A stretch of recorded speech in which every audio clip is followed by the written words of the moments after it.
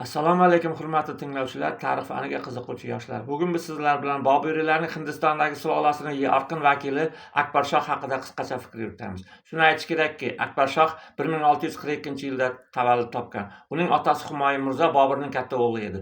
1555-yilda Humoyun Mirzo afg'on qabilalaridan hokimiyatni qaytarib oladi, lekin betobligi sababli vafot etadi. 1556-yilda Akbarshoh taxtga o'tiradi va 50 yil taxtni boshqaradi, ya'ni 1605-yilgacha.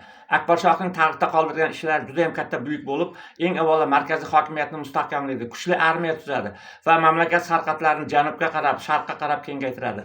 Uning eng katta qilgan ishlaridan bittasi markaziy hokimiyatni kuchaytiradi. Hindlar bilan musulmonlarni teng huquq qiladi va ayniqsa musulmon bo'lmaganlardan jizya solig'i, ya'ni jon solig'ini olishni bekor qiladi. Bu esa hindlar orasida juda ham katta obro'ga ega bo'ladi. Lekin uning bu qilgan ishlari uning yaqinlariga, amaldorlariga va dindorlarga yoqmaydi. Ularning orasida uning o'g'li Jahongir Shoh ham bor edi. Va oqibatda Akbarshoh juda ham og'ir ahvolda qoladi va uning vafotidan keyin taxtga uning o'g'li Jahongir Mirzo o'tiradi. Jahongir Shoh otasining amaldorlarini va do'stlarini hammasini bekor qilib, ko'pchiligini quvg'in qiladi va ular Hindistondan ketishga majbur bo'ladi.